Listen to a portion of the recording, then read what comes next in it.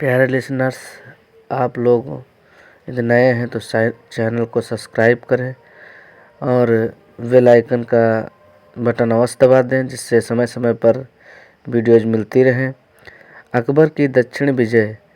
आज हम जानेंगे कि अकबर की दक्षिण विजय क्या थी और इसके क्या प्रभाव रहे, उसके तदुपरांत कौन से विद्रोह किए गए और फिर उसके बाद जो है उनकी अकबर की राजपूत नीति क्या थी, अकबर की धार्मिक नीति क्या थी, प्रथम काल कब से कब तक रहा एवं द्वितीय काल इसका कब से कब तक रहा एवं तृतीय काल में इसने क्या क्या महत्वपूर्ण योगदान दिए और किन धर्मों को के बारे में इसके क्या विचार रहे और किस प्रकार से इसने अपने साम्राज्य का विस्तार किया। अकबर के इबादत खाने में आमंत्रित धर्मचारी कौन थे, अकबर के दरबार के नवरत्न कौन थे, अकबर के कुछ महत्वपूर्ण कार्य कौन कौन से रहे, इन सभी बातों का हम जिक्र इस अध्याय में करेंगे और आप लोग इससे सुने और इसे ध्यानपूर्वक सुन के इसे कंठस्थ करें और दूसरों को भी बताने का प्रयास करें, क्योंकि ये हमारे भारत का इतिहास है और हमारा भारत का इतिहास का गौरव में अकबर का नाम फर्स्ट ऑफ ऑल आता है। क्या इन्होंने किया, किस प्रकार से रहा, तो अब हम बिना किसी देर के शुरू करने जा रहे हैं। अकबर की दक्षिण विजय 1593 से 1601 ईस्वी के मध्य हुई। बहमनी राज्य के विखंडन के उपरांत बने राज्यों जैसे खानदेश, आदमनगर, बीजापुर एवं गोलकुंडा को अकबर ने अपने अधीन कर लिए। 1591 ईस्वी में यानी कि में एक दूत मंडल को दक्षिण की ओर भेजा। मुगल सीमा के सर्वाधिक नज़दीक होने के कारण खानदेश ने मुगल आधिपत्य को स्वीकार कर लिया। खानदेश को दक्षिण भारत का प्रवेश द्वार भी माना जाता है। 1598 ईस्वी में अकबर ने अहमदनगर पर आक्रमण करने हेतु अब्दुल रहीम खान एवं मुराद को दक्षिण भेजा। अकबर ने बरार, अहमदनगर एवं खानदेश की सूबेदारी शहजादा दनियाल को प्रदान कर दी। बीजापुर एवं गोलकुंडा पर अकबर अधिकार नहीं कर सका। इस तरह अकबर का साम्राज्य कंधार एवं काबुल से लेकर बंगाल तक और कश्मीर से लेकर बरार तक फैला था। नेक्स्ट इसी में आता है कि शहजादा सलीम का विद्रोह क्या। शहजादा सलीम का विद्रोह। अकबर के लाड़ प्यार में सलीम काफ़ी बिगड़ चुका था। वह बादशाह बनने के लिए इच्छुक था। 1599 ईस्वी में सलीम बिना अकबर की आज्ञा के अजमेर से इलाहाबाद चला गया। यहाँ पर उसने स्वतंत्र शासक की तरह व्यवहार करना शुरू किया। 1602 ईस्वी में अकबर ने सलीम को समझाने का प्रयत्न किया। उसने दक्षिण से अबुल फजल को सलीम को समझाने के लिए बुलवाया। रास्ते में जहांगीर के निर्देश पर ओरछा के बुंदेल सरदार वीर सिंह देव ने अबुल फजल की हत्या कर दी। निसंदेह जहांगीर का यह कार्य अकबर के लिए असहनीय था। फिर भी अकबर ने सलीम को आगरा वापस लौटकर यानी कि 1603 ईस्वी में माफ़ी मांग लेने पर माफ़ कर दिया। अकबर ने उसे मेवाड़ जीतने के लिए भेजा। वह मेवाड़ न जाकर पुनः इलाहाबाद पहुंच गया। कुछ दिन तक सुरा और सुंदरी में डूबे रहने के बाद अपनी दादी की मृत्यु पर सलीम 1604 ईस्वी में वापस आगरा गया, जहां अकबर ने उसे एक बार फिर माफ़ कर दिया। इसके बाद सलीम ने विद्रोहात्मक रुख नहीं अपनाया और अंततोगत्वा अकबर को अपने शासनकाल में हुए सभी विद्रोहों को कुचलने में सफलता प्राप्त हुई। 21 अक्टूबर 1605 ईस्वी को अतिसार रोग के कारण अकबर की स्थिति काफ़ी गंभीर हो गई। 25 से 26 अक्टूबर ईस्वी को अर्धरात्रि को अकबर की मृत्यु हो गई। अकबर को बौद्ध प्रभाव से प्रभावित सिकंदरा के गुंबदहीन मकबरे में दफनाया गया। अकबर के अन्य सभी पुत्र पहले ही मर चुके थे, अतः अकबर की मृत्यु के समय उसका एकमात्र जीवित पुत्र सलीम ही था। अकबर की राजपूत नीति क्या है? अकबर की राजपूत नीति उसकी गहन सूझबूझ का परिणाम थी। अकबर राजपूतों की शत्रुता से अधिक उनकी मित्रता को महत्व देता था। अकबर की राजपूत नीति दमन और समझौते पर आधारित थी। उसके द्वारा अपनाई गई नीति पर दोनों पक्षों का हित निर्भर करता था। अकबर ने राजपूत राजाओं से दोस्ती कर श्रेष्ठ एवं स्वामी भक्त राजपूत वीरों को अपनी सेवा में लिया, जिससे मुगल साम्राज्य काफ़ी दिन तक जीवित रह सका। राजपूतों ने मुगलों से दोस्ती एवं वैवाहिक संबंध स्थापित कर अपने को अधिक सुरक्षित महसूस किया। इस तरह अकबर की एक स्थायी, शक्तिशाली एवं विस्तृत साम्राज्य की कल्पना को साकार करने में राजपूतों ने महत्वपूर्ण योगदान दिया। अकबर ने कुछ राजपूत राजाओं जैसे भगवान दास, राजा मान सिंह, बीरबल एवं टोडरमल को उच्च मनसब प्रदान किया था। अकबर ने सभी राजपूत राजाओं में स्वयं के सिक्के चलाने का अधिकार छीन लिया तथा उनके राज्य में भी शाही सिक्कों का प्रचलन करवाया। अब आता है इसी में कि अकबर की धार्मिक नीति क्या थी। तो अकबर वह प्रथम सम्राट था जिसके धार्मिक विचारों में क्रमिक विकास दिखाई पड़ता है। उसके इस विकास को 3 कालों में विभाजित किया जा सकता है। नंबर 1, प्रथम काल का समय 1556 से 1575 ईस्वी तक रहा। इस काल में अकबर इस्लाम धर्म का कट्टर अनुयायी था, जहां उसने इस्लाम की उन्नति हेतु अनेक मस्जिदों का निर्माण कराया। वहीं दिन में 5 बार नमाज पढ़ना, रोजे रखना, मुल्ला मौलवियों का आदर करना जैसे उसके मुख्य इस्लामिक कृत्य थे। नेक्स्ट आता है इसी में द्वितीय काल। प्यारे लिसनर्स, 1575 से 1582 ईस्वी में अकबर का यह काल धार्मिक दृष्टि से क्रांतिकारी काल था। 1575 ईस्वी में उसने फतेहपुर सीकरी में इबादत खाने की स्थापना की। उसने 1578 ईस्वी में इबादत खाने को धर्म संसद में बदल दिया। उसने शुक्रवार को मांस खाना छोड़ दिया। अगर सितंबर 1579 ईस्वी में मजहर की घोषणा कर अकबर धार्मिक मामलों में सर्वोच्च निर्णायक बन गया। मजहरनामा का प्रारूप शेख मुबारक द्वारा तैयार किया गया था। उलेमाओं ने अकबर को इमाम आदिल घोषित कर विवादास्पद कानूनी मामले पर आवश्यकता अनुसार निर्णय का अधिकार दिया। नेक्स्ट आता है इसमें तृतीय काल, 1582 से 1605 ईस्वी में। इस काल में अकबर पूर्ण रूपेण दीन इलाही में अनुरक्त हो गया। इस्लाम धर्म में उसकी निष्ठा कम हो गई। हर रविवार की संध्या को इबादत खाने में विभिन्न धर्मों के लोग एकत्र होकर धार्मिक विषयों पर वाद विवाद किया करते थे। इबादत खाने के प्रारंभिक दिनों में मुसलमान, शेख, पीर, उलेमा ही यहाँ धार्मिक वार्ता हेतु मौजूद होते थे, परंतु कालांतर में अन्य धर्मों के लोग जैसे ईसाई, जरदुश्तवादी, हिंदू, जैन, बौद्ध, फारसी, सूफी आदि को भी इबादत खाने से अपने अपने धर्म के पत्र को प्रस्तुत करने के लिए आमंत्रित किया गया। इबादत खाने में होने वाले धार्मिक वाद विवादों में अबुल फजल की महत्वपूर्ण भूमिका होती थी।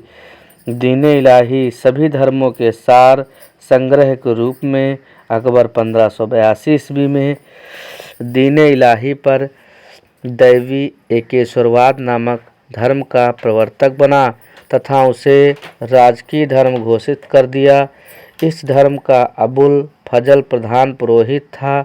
इस धर्म में दीक्षा प्राप्त करने वाला भक्त व्यक्ति अपनी पगड़ी एवं सिर को सम्राट अकबर के चरणों में रखता था। सम्राट उसे उठाकर उसके सिर पर पुनः रखकर षष्ठा यानी अपना स्वरूप प्रदान करता था, जिस पर अल्लाह को हो अकबर खुदा रहता था। इस मत के अनुयायी को अपने जीवित रहने के समय ही श्राद्ध भोज देना होता था। मांस खाने पर प्रतिबंध था एवं वृद्ध महिला तथा कम उम्र लड़कियों से विवाह करने पर रोक थी। महत्वपूर्ण हिंदू राजाओं में बीरबल ने इस धर्म को स्वीकार किया था। 1583 ईस्वी में एक नया कैलेंडर इलाही संवत शुरू किया। अकबर पर इस्लाम धर्म के बाद सबसे अधिक प्रभाव हिंदू धर्म का था। तदुपरांत अबुल फजल ने अरस्तु द्वारा उल्लिखित 4 तत्वों जैसे आग, हवा, पानी, भूमि को सम्राट अकबर की शरीर संरचना में समावेश माना। अबुल फजल ने योद्धाओं की तुलना अग्नि से, शिल्पकारों एवं व्यापारियों की तुलना हवा से, विद्वानों की तुलना पानी से एवं किसानों की तुलना भूमि से की। शाही कर्मचारियों का वर्गीकरण करते हुए अबुल फजल ने उमरा वर्ग को अग्नि से, राजस्व अधिकारियों को हवा से, विधिवेत्ता, धार्मिक अधिकारी, ज्योतिष, कवि एवं दार्शनिक की पानी एवं बादशाह के व्यक्तिगत सेवकों की तुलना भूमि से की। अबुल फजल ने आईने अकबरी में लिखा है कि बादशाह एक ऐसी किरण है जो संपूर्ण ब्रह्मांड को प्रकाशित करने में सक्षम है। इसे समसामयिक भाषा में फर्रे इजादी कहा गया है। सूफी मत में अपना आस्था जताते हुए अकबर ने चिश्ती संप्रदाय को आश्रय दिया। अकबर ने एक नया कैलेंडर इलाही संवत जारी किया। अकबर ने सती प्रथा पर रोक लगाने का प्रयास किया, विधवा विवाह को प्रोत्साहित किया, लड़कों के विवाह की न्यूनतम आयु 16 वर्ष तथा लड़कियों की न्यूनतम आयु 14 वर्ष निर्धारित की। अकबर के इबादत खाने में आमंत्रित धर्माचार्य हिंदू धर्म, देवी एवं पुरुषोत्तम, दूसरा जैन धर्म, हरविजय सूर्य, जिनचंद्र सूर्य, पारसी धर्म, दस्तूर मेहर जी राणा और 4th नंबर पर ईसाई धर्म। इसमें एका बीबा एवं मोसे रात थे। अकबर के हम सभी लोग जानते हैं कि अकबर के दरबार के 9 रत्न थे, जिसमें फर्स्ट ऑफ ऑल नाम आता है बीरबल, दूसरा है अबुल फजल, तीसरा है टोडरमल, चौथा है तानसेन, पांचवा है मान सिंह, छठा है अब्दुल रहीम खान खाना, सातवां है मुल्ला दो प्याजा, आठवां है हकीम हुकाम, नवा है फैजी। अकबर के कुछ महत्वपूर्ण कार्य थे। 1562 ईस्वी में कार्य किया, इन्होंने दास प्रथा का अंत किया और 1562 में अकबर की हरमदल से मुक्ति हुई। और इस प्रकार से सभी जानते हैं कि 1563 ईस्वी में तीर्थ यात्रा कर समाप्त किया और अकबर के महत्वपूर्ण कार्यों में एक 1564 ईस्वी में जजिया कर समाप्त कर दिया और 1571 ईस्वी में फतेहपुर सीकरी की स्थापना एवं राजधानी का आगरे से फतेहपुर स्थानांतरण किया। 1575 ईस्वी में इबादत खाने की स्थापना इबादत खाने में सभी धर्मों के लोगों के प्रवेश की अनुमति थी। 1579 ईस्वी में मजहर की घोषणा हुई। 1582 ईस्वी में दीन इलाही की घोषणा की और 1583 ईस्वी में इलाही सम्मत की स्थापना की। इस प्रकार से हम देखते हैं कि अकबर एक महान शासक था और निरंतर ही वह हमेशा लड़ता रहा और चीज़ों को अपने अधीन करता रहा। अकबर द्वारा जीते गए प्रदेश भी महत्वपूर्ण भूमिका रखते हैं, जो कि आज इतिहास में हम सभी को प्रेरणादायक स्रोत के रूप में सामने आ रहे हैं। इस प्रकार से हम देखेंगे कि अकबर द्वारा जीते गए प्रदेश कौन कौन से हैं।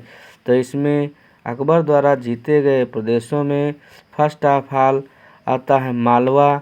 मालवा के शासक बाज बहादुर थे और वर्ष 1561 ईस्वी से 1562 ईस्वी तक मुग़ल सेनापति इसके थे आदम खां, पीर मोहम्मद और अब्दुल खां। नेक्स्ट प्रदेश में आता है चुनार। चुनार में क्या है, अफगानों के कब्जे में था और 1561 ईस्वी में ये हुआ और आसफ खां इसके मुग़ल सेनापति थे। गोंडवाना जो प्रदेश है, इसमें शासक कौन था, बीसा रायण एवं दुर्गावती थी। इसमें 1564 ईस्वी में हुआ और यह आसफ खां के साथ हुआ। मुग़ल सेनापति आसफ खां थे। गुजरात मुजफ्फर खां तृतीय था 1571 ईस्वी में। खान खाने आजम थे और 1572 में एवं सम्राट अकबर। तो गुजरात प्रदेश भी महत्वपूर्ण भूमिका रखता है, जो कि अकबर द्वारा ही जीता गया था। बिहार में क्या था कि दाऊद खां थे और इसमें वर्ष था 1574 ईस्वी में। इसमें मुनीम खां खाना सेनापति थे। बंगाल में क्या हुआ 1576 ईस्वी में और काबुल में हकीम मिर्ज़ा 1581 ईस्वी में और इसके मुग़ल सेनापति थे मानसिंह एवं अकबर। कश्मीर में यूसुफ व याकूब खां थे 1586 ईस्वी में और इसमें जो है मुग़ल सेनापति राजा भगवान दास एवं कासिम खां था। सिंध पर जानी बेग अशासक रहा और 1591 ईस्वी में और इसमें मुग़ल सेनापति था अब्दुल रहीम खान खाना। उड़ीसा में कौन सा था शासक, निसार खां था 1590 ईस्वी में और 1591 ईस्वी में मानसिंह। बलूचिस्तान प्रदेश में, तो बलूचिस्तान जो था ये इसमें बलूचिस्तान पन्नी अफ़गान 1595 ईस्वी में मीर मासूम था और कंधार मुजफ्फर हुसैन और 1595 ईस्वी में शाहबेग इसके मुग़ल शासक थे। अब आते हैं हम दक्षिण भारत पे। दक्षिण भारत में क्या था, दक्षिण भारत में जो प्रदेश, शासक, वर्ष और मुग़ल सेनापति कुछ इस प्रकार हैं। खानदेश अली खां शासक थे इसके और 1591 ईस्वी में। इसमें मुग़ल सेनापति स्वेच्छा से अधीनता स्वीकार की। और दौलताबाद में कौन था शासक, चांद बीबी थी 1599 ईस्वी में। मुराद अब्दुल रहीम खान खाना अबुल फजल। फिर आता है दक्षिण भारत में ही अहमद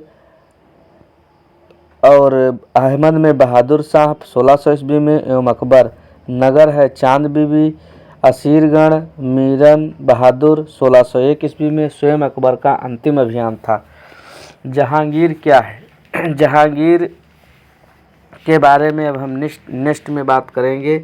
इस प्रकार से जो अकबर द्वारा जीते गए प्रदेश और अकबर की जो कार्यशैली थी, नीति थी, उन्हीं का हम लोगों ने वर्णन किया और महत्वपूर्ण कार्य इन्होंने क्या किया, इन सभी चीज़ों के बारे में आप लोगों को विस्तृत हमने बताया है। और आप इन्हें समझिए, सुनिए और ज़रा अकबर के जीवन काल में ये होने वाले प्रमुख अकबर की जो दक्षिणी विजय थी वह कुछ इस प्रकार रही, जिसे समझने का प्रयास करें। और बहमनी राज के विखंडन के उपरांत जो बने राज्यों में खानदेश, अहमदनगर, बीजापुर एवं गोलकुंडा को अकबर ने अपने अधीन करने के लिए 1591 ईस्वी में एक दूत मंडल को दक्षिण की ओर भी भेजा था। इस प्रकार से जय हिंद जय भारत।